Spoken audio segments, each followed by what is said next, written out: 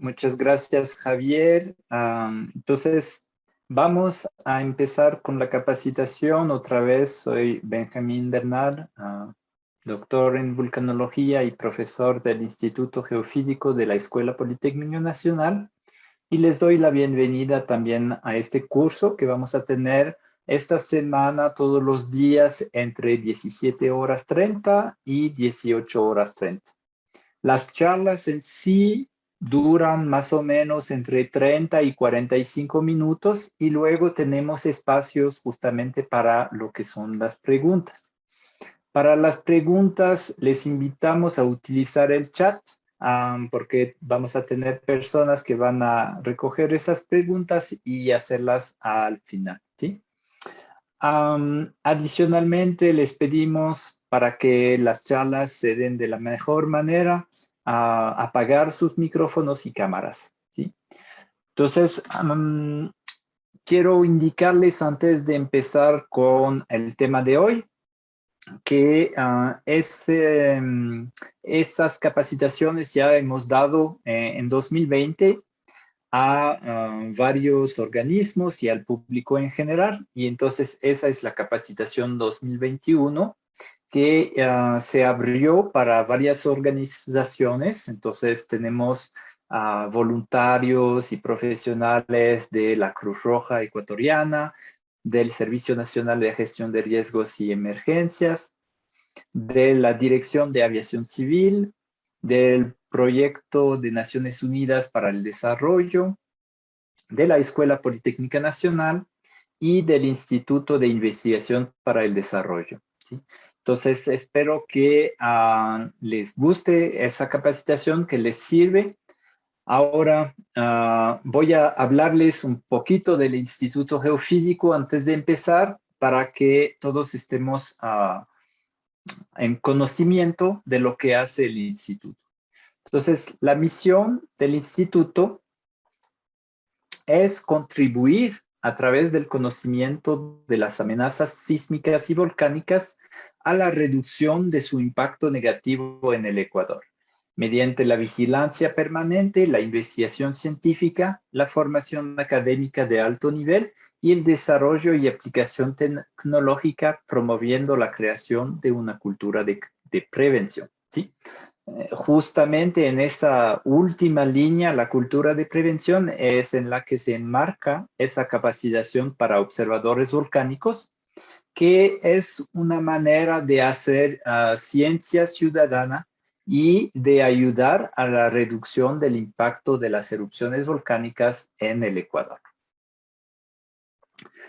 Entonces, el temario de esa capacitación, tenemos 5 días y 5 temas que vamos a abordar.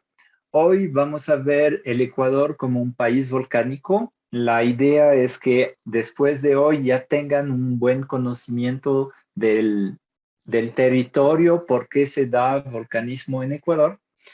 Y mañana tendremos una charla sobre los peligros volcánicos. Entonces veremos los diferentes fenómenos, qué peligros representan y cómo nos amenazan. El tercer día empezaremos con la red de observadores volcánicos. Ahí vamos a ver el rol de los observadores volcánicos. Y el cuarto día tendremos una práctica para observadores, ¿sí?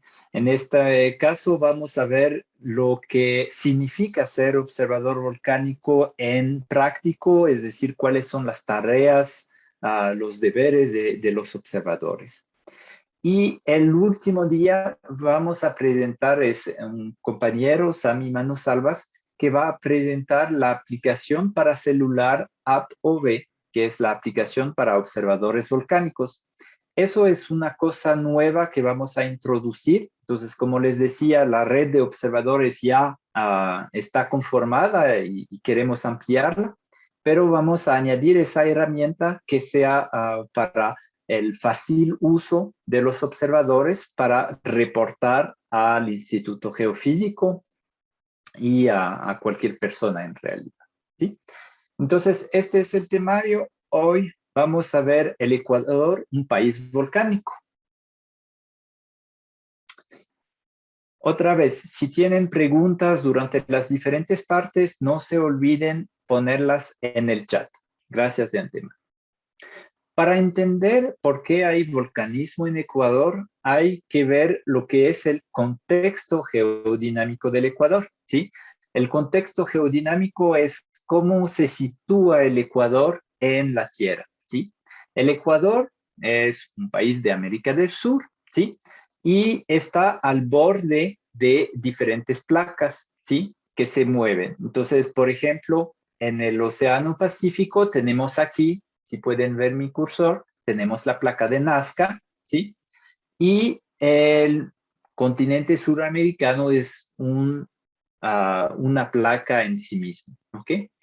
El movimiento de la placa de Nazca hacia el Ecuador provoca cierto volcanismo, ¿sí? Entonces vamos a ver un poco todos esos movimientos, empezando con un movimiento que quizás no vemos mucho, pero que se da, que es muy importante, que es el movimiento que ocurre en lo que se llama la dorsal Nazca-Cocos o el Galápagos Spreading Center, si han escuchado, ¿sí?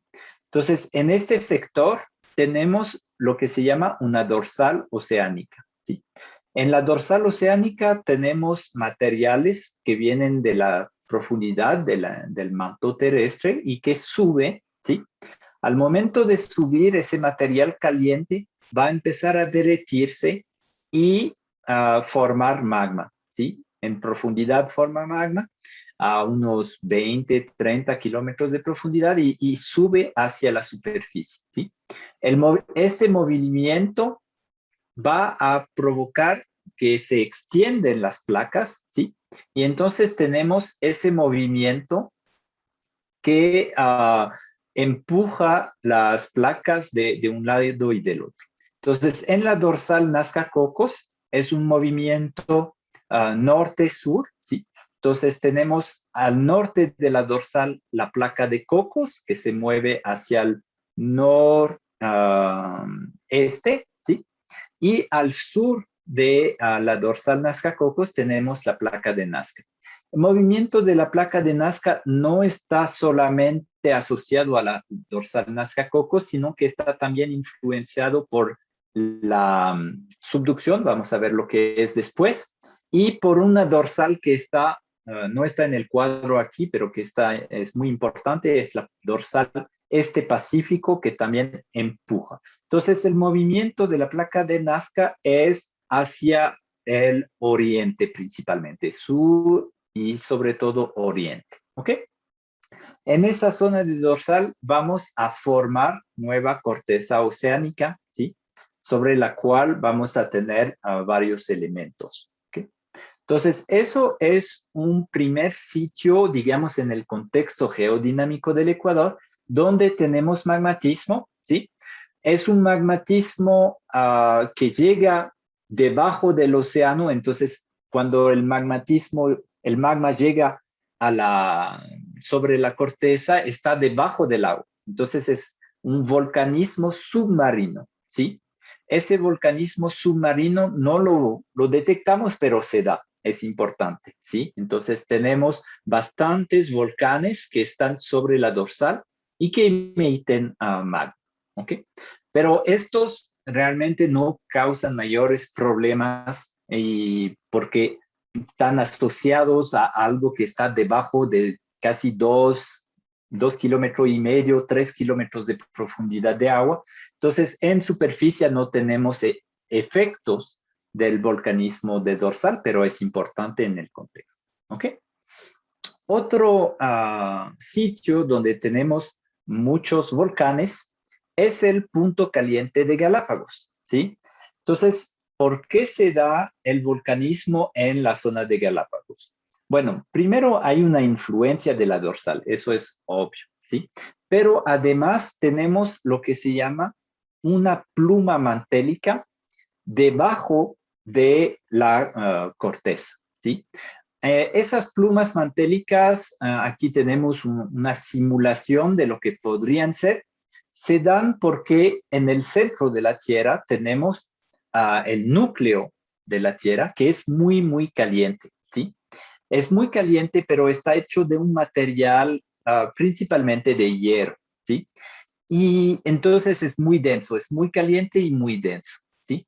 Entonces, ese material transfiere mucho calor a la parte superior que se llama el manto, ¿ok? Entonces tenemos el núcleo, el manto y la parte frágil que es muy, muy finita como la piel de una naranja o incluso la cáscara de un huevo, ¿sí? Es la corteza.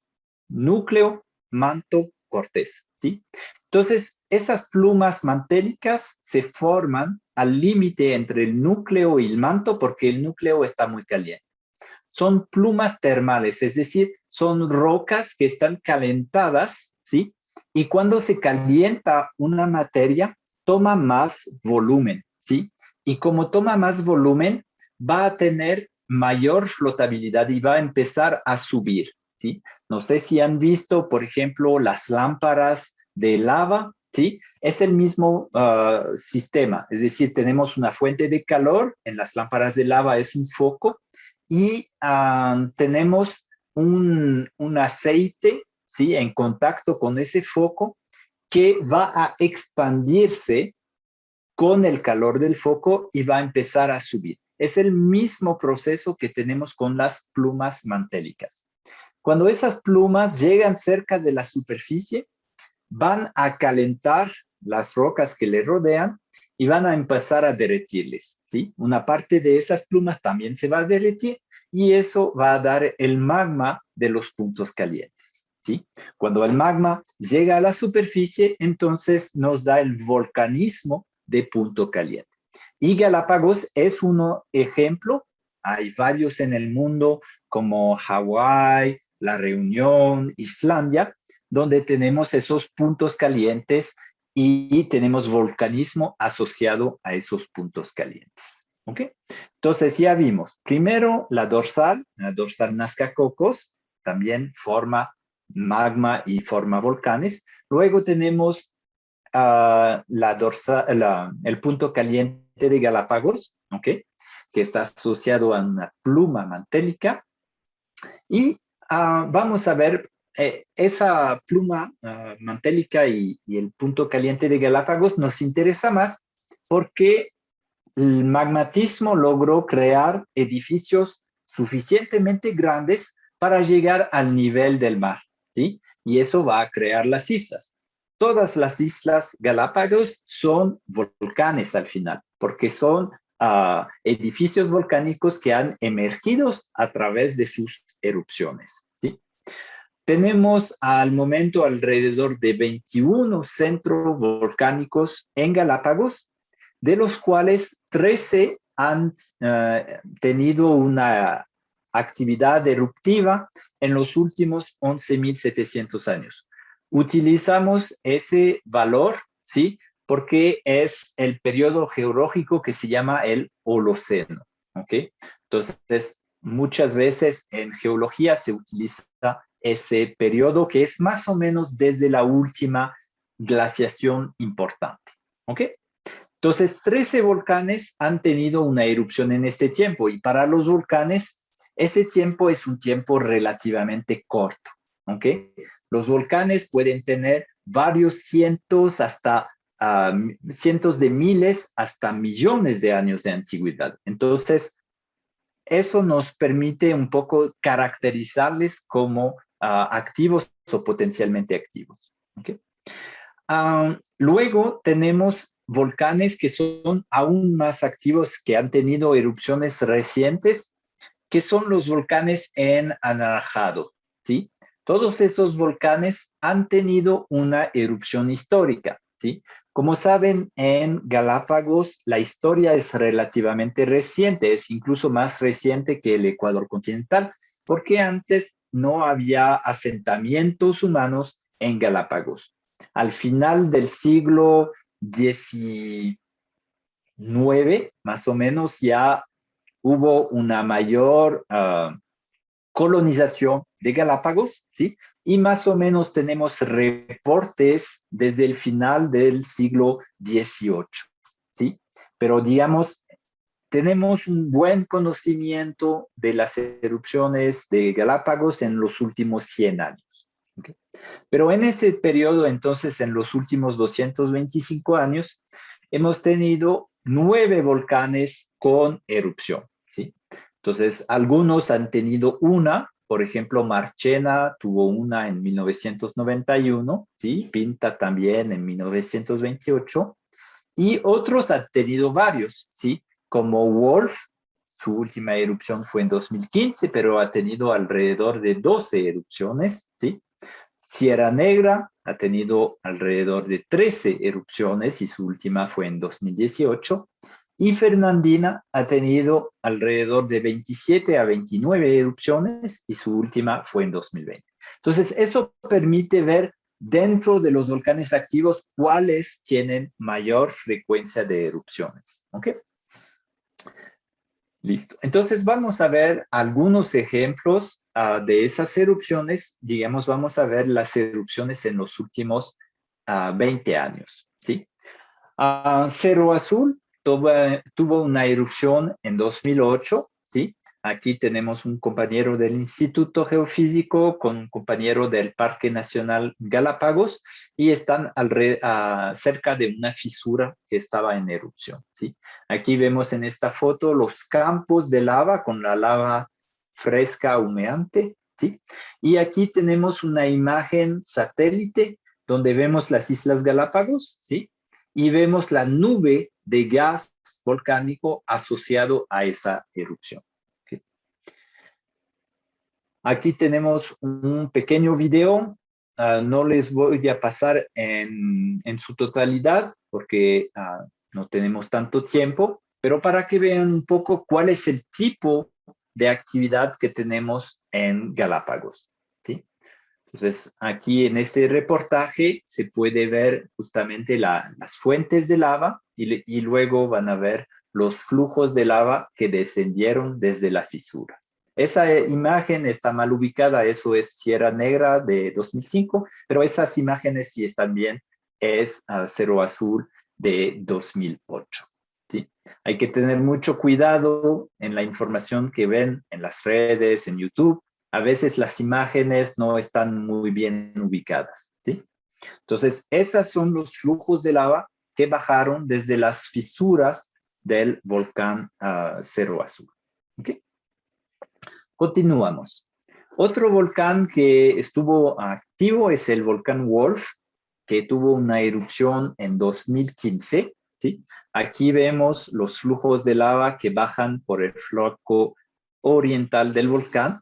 Y aquí hicimos un sobrevuelo con la ayuda de las Fuerzas Armadas y podemos ver la zona de la fisura con la emisión de material caliente, los flujos de lavas activos que saturan incluso las imágenes térmicas y los flujos de lava que ya se están enfriando. Todavía están calientes, pero ya no están activos como aquí. ¿Okay? Aquí vemos en este video cómo la lava de Wolf llegó hasta el mar, ¿sí? Que es un fenómeno que también ocurre en Galápagos. ¿Okay? Y así justamente van creciendo las islas.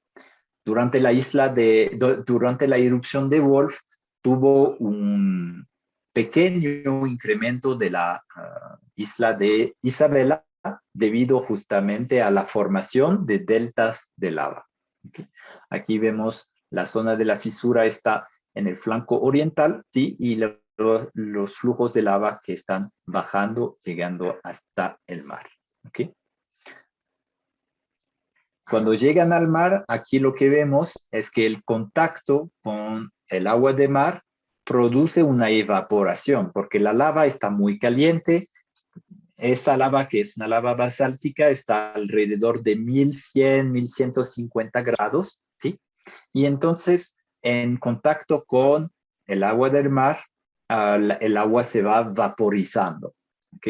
Entonces vemos aquí esas muy bonitas imágenes del flujo llegando al mar y creando nuevo territorio, ¿sí?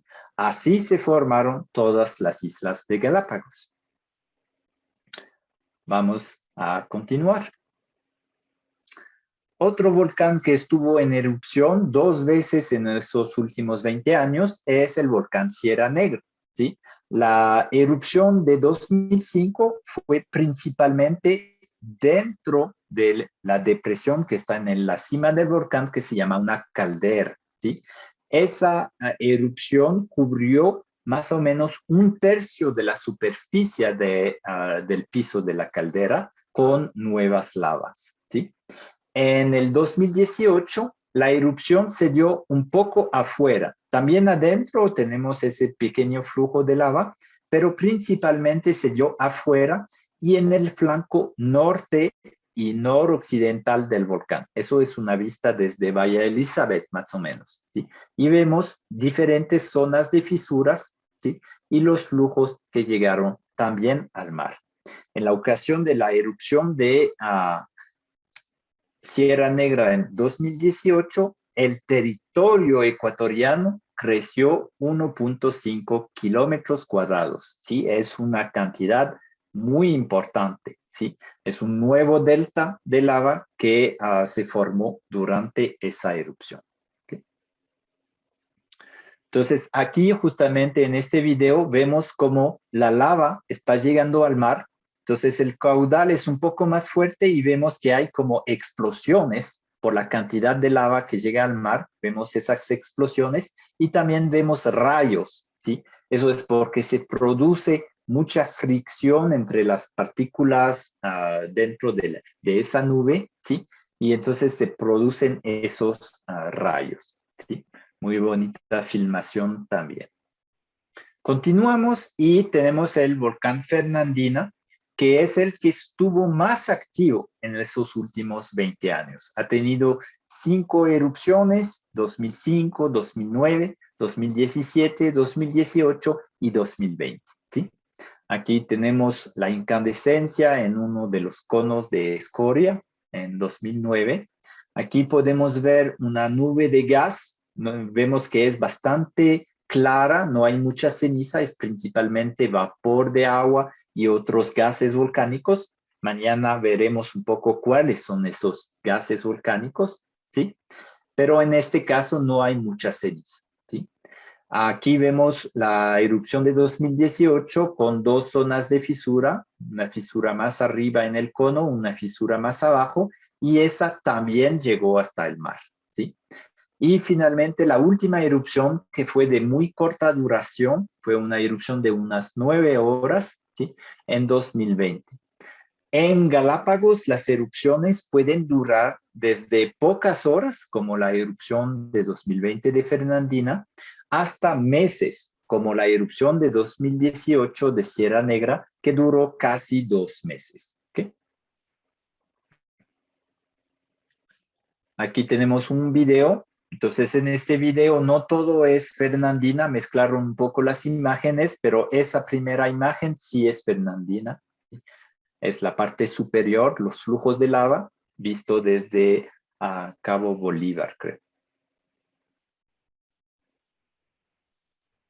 Entonces vemos los flujos. Eso es Sierra Negra, aquí se equivocaron, ¿sí? Porque en la erupción de 2020 de Fernandina no llegó al mar. Los lavas se quedaron en la parte superior del cono. Eso es la erupción de Fernandina y vemos que los flujos no llegan al mar. ¿Okay? Listo.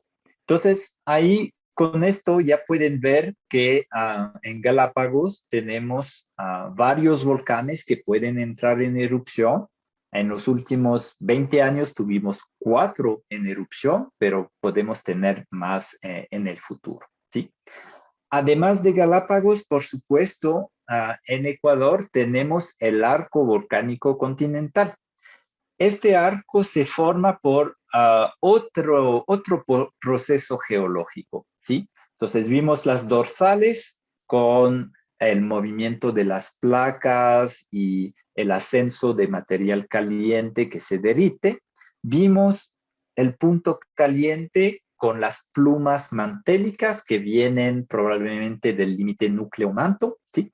Y aquí tenemos otro fenómeno que es un fenómeno que se llama la subducción. En este caso tenemos una litosfera oceánica, es decir, la corteza más la parte superior del manto que es rígida, que se comporta como piedra. Lito significa piedra, ¿sí? Entonces, la litosfera oceánica que va a entrar en subducción, que va a pasar debajo de otra litosfera. En este caso, es el continente sudamericano, ¿sí? Cuando entra en subducción, esa litosfera oceánica tiene mucha agua, ¿sí? Cuando llega en profundidad, esa agua va a pasar en el manto y el agua tiene una propiedad sobre las rocas del manto, es que les permite derretirse, perdón, a más baja temperatura, ¿sí? Entonces, eso va a hacer fundir las rocas del manto, ¿sí? Y se van a empezar a subir otra vez por flotabilidad, ¿sí? Llegan a la corteza, una parte se puede quedar a la base de la corteza y otra parte puede subir, ¿ok? Cuando llega a la superficie, da la formación de un arco volcánico continental, ¿sí?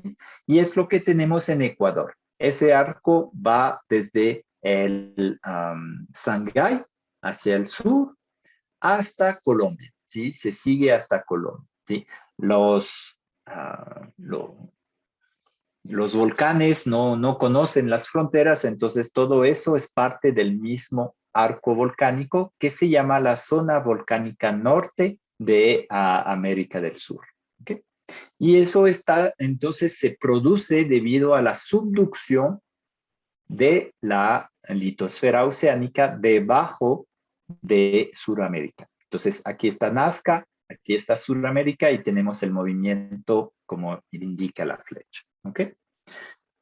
Entonces, en este contexto vamos a ver que hay muchos volcanes activos. Aquí justamente son los volcanes activos, ¿sí? Vamos a ver otro mapa del arco volcánico. En total se contabilizó alrededor de 77 centros volcánicos, ¿sí? Un centro volcánico puede tener varios edificios volcánicos, varios ventos, como por ejemplo el Pululagua que está aquí, que tiene muchos pequeños domos, pero se llama el centro volcánico Pululagua. ¿Ok? Y dentro de esos 77 hay alrededor de 24 que han tenido una erupción en los últimos 10.000 años, ¿sí? Que son los que aparecen o en amarillo, o en naranja, o en rojo, ¿sí? Entonces, por ejemplo, tenemos el Chimborazo, ubicado en la provincia de Chimborazo, que ha tenido una erupción hace unos 1.300, 1.500 años, ¿sí? Y por lo tanto se considera como activo o potencialmente activo, ¿sí? Otro volcán así es el Antisana, que tuvo una erupción entre 850 y 1.100 años antes del presente, ¿sí? Y así tenemos sucesivamente varios volcanes potencialmente activos. Los volcanes que están en anaranjados han tenido una erupción desde la conquista española, ¿sí? Y más o menos que se fecha a los 1532, ¿sí? Entonces, a partir de 1532, como llegaron los españoles, también con eso empezaron a mantener crónicas de lo que pasaba en el país, por ejemplo, de los terremotos, de los eventos políticos, pero también de las erupciones volcánicas. Entonces tenemos más información en este periodo, digamos, histórico, ¿sí? Vamos a llamarle el periodo histórico. Dentro de esos volcanes, entonces tenemos, por ejemplo, el Cayambe, que tuvo una erupción en el siglo XVIII, al final, entre 1785 y 1786. Tenemos volcanes que han tenido erupciones más recientes, como el Cotopaxi, que tuvo una erupción en 2015, y si regresamos en el tiempo, en 1942, y si regresamos en el tiempo, hay muchas crónicas de erupciones históricas del volcán Cotopaxi, ¿sí? Y en 2021, este mapa es de 2011, entonces estaba también el Tungurahua como en erupción, pero ahora el Tungurahua está en reposo, digamos, y tenemos dos volcanes realmente en erupción, que están en erupción hoy en día. El volcán Reventador, justo entre las provincias de Napo y Sucumbíos, y el volcán Sangay en la provincia de Morona, Santiago, ¿sí? Entonces, eso es el panorama un poco de los volcanes del Ecuador continental. Vemos que hay muchos volcanes, no todos son activos. Por ejemplo, aquí tenemos el Ilaló, que muchos quiteños conocen, que no está activo. Es un volcán que probablemente tiene alrededor de 1 millón de años de antigüedad, y no ha tenido erupción recientes y probablemente no va a tener, ¿sí? Otro volcán así, cerca de Riobamba, tenemos el Igualata, que también tiene alrededor de 200 a 300 mil años y probablemente no va a tener erupciones en el futuro, ¿sí? Listo. Entonces vamos a ver algunos ejemplos de esos volcanes rápidamente. El Huayna Pichincha en los últimos 20 años entonces ha tenido erupciones. Su erupción inició en 99. La fase principal magmática terminó en 2001, pero tuvo algunas explosiones todavía en 2002, 2003. ¿Sí? Debido a esa erupción, vemos que es una erupción muy diferente de Galápagos. Vemos que tenemos una columna eruptiva muy grande, alcanzó 12 kilómetros de alto y con mucha ceniza, ¿sí? Hubo también la formación de domos de lava que explotaron y formaron más explosiones, ¿sí? Entonces, en este caso, el principal problema fue la ceniza, ¿sí? Y también hubo la evacuación de una parte de la población de Yoba. Entonces, aquí vemos un video justamente del hongo. Eso fue el 7 de octubre de 1999, ¿sí? Y vemos el fenómeno mucho más explosivo de lo que hemos visto en Galápagos. Ya no es lava roja, sino que es ceniza gris. ¿Okay? Vamos a continuar.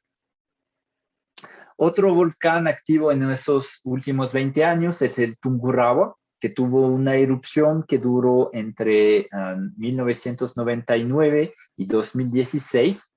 Esa erupción entonces de 17 años tuvo fases más activos y fases más menos activas, ¿ok? Eso es algo muy común en los periodos largos de actividad. Una erupción muy grande, por ejemplo, fue la erupción del 1 de febrero de 2014, y la erupción más fuerte fue en la noche del 16 al 17 de agosto de 2006.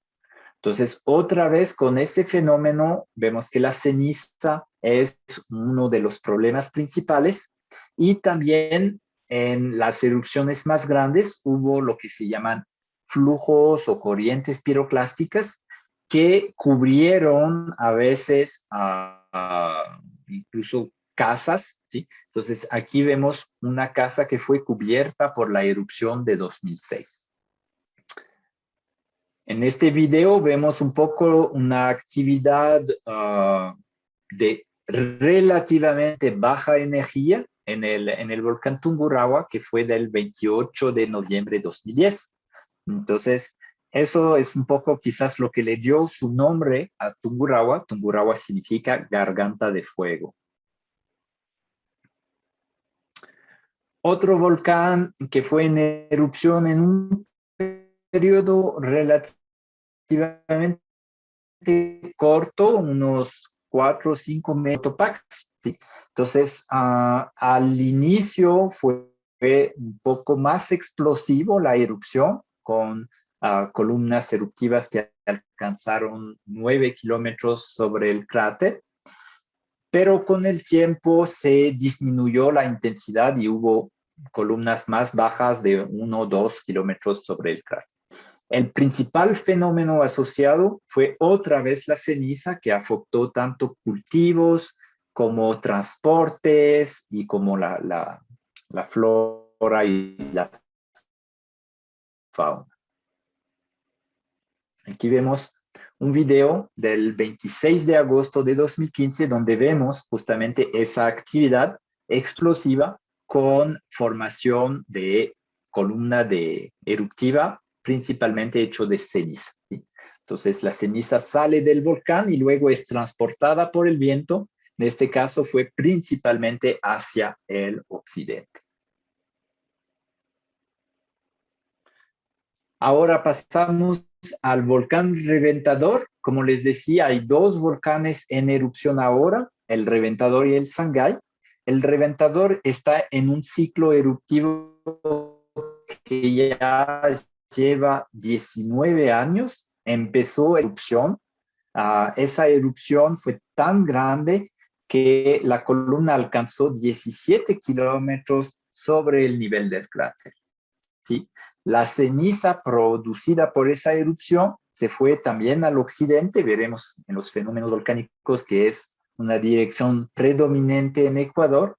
Y entonces llegó incluso hasta Quito, ¿sí? Y tuvimos la contaminación de Quito por ceniza, cierre del aeropuerto y muchas actividades de limpieza en los días siguientes a la erupción para deshacerse de la ceniza, ¿sí? Aquí vemos un video relativamente reciente de la actividad del reventador. Entonces, una explosión donde vemos la expansión del material, ¿sí? Como lanza, a veces hay bloques muy grandes, ¿sí? Esos bloques aquí son probablemente del tamaño de una refrigeradora o incluso más grandes. Vamos a ver, hay un bloque que va bajando que es casi el tamaño de una casa, ¿sí? Entonces, eso es la actividad explosiva en el reventador. También ha tenido flujos de lava, muchos flujos de lava en esos últimos años. Se ha contabilizado por lo menos 80 flujos de lava en el volcán reventador. Otro volcán en erupción y el último de la lista para hoy es el volcán Sangay, ubicado en la provincia de Morona, Santiago. Este volcán está en erupción continua desde 2000 hasta la fecha.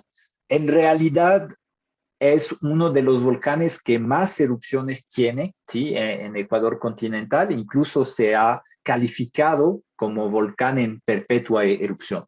Pero hemos notado que tiene algunos periodos de descanso. Y entonces entre 2018 y 2019 tuvo un pequeño descanso de unos 7 meses. ¿Okay? Pero la erupción actual se dio sin interrupción 2019 hasta la fecha. ¿Okay? Varios fenómenos, hubo explosiones con emisiones de ceniza, hubo muchos flujos de lava, eso es un flujo de lava visto desde satélite, ¿sí? Y hubo la formación de una gran quebrada en el flanco suroriental del volcán, ¿sí? Que va hacia el río Volcán, justamente. Entonces, esos son los fenómenos. Vemos aquí una actividad explosiva con nubes de ceniza y ha provocado caída de ceniza principalmente en la provincia de Chimborazo, pero también en otras provincias y hasta Guayaquil, ¿sí? Hasta Guayaquil e incluso hasta Santa Elena en ocasiones. Aquí vemos uno de los fenómenos que se ha observado en el volcán, que son las corrientes de densidad piroclástica o corrientes piroclásticas, ¿sí? Veremos mañana lo que significa, no se preocupen por esos términos, pero vemos cómo baja ese flujo de ceniza, gases, rocas, ¿sí? Es mucho más peligroso que un flujo de lava, va mucho más rápido, ¿sí? Y no hay como escaparse de esos fenómenos y es muy destructivo, ¿sí? Eso veremos más en detalles mañana. Listo. Entonces, con esto terminamos un poco la visión, un poco del volcanismo en Ecuador. Ahora les voy a presentar en 2 minutos una parte de lo que hace el geofísico, que es la vigilancia de esos volcanes, ¿sí? Entonces, la vigilancia se hace por dos grandes medios. Uno son los instrumentos ubicados en el suelo, es decir, a diferentes sitios de la Tierra. Entonces tenemos vigilancia con sismómetros, tenemos sensores que miden la deformación del suelo, los gases, que escuchan el volcán. Cuando el volcán está en erupción, emite ondas sonoras en el infrasonido, entonces tenemos sensores también para eso. Cámaras visuales y también cámaras térmicas para ver el calor de las erupciones.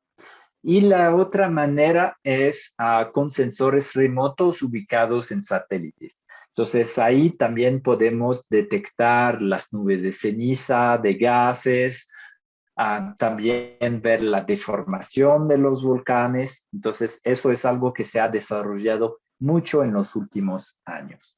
¿Sí? Listo. Entonces con eso termino mi presentación.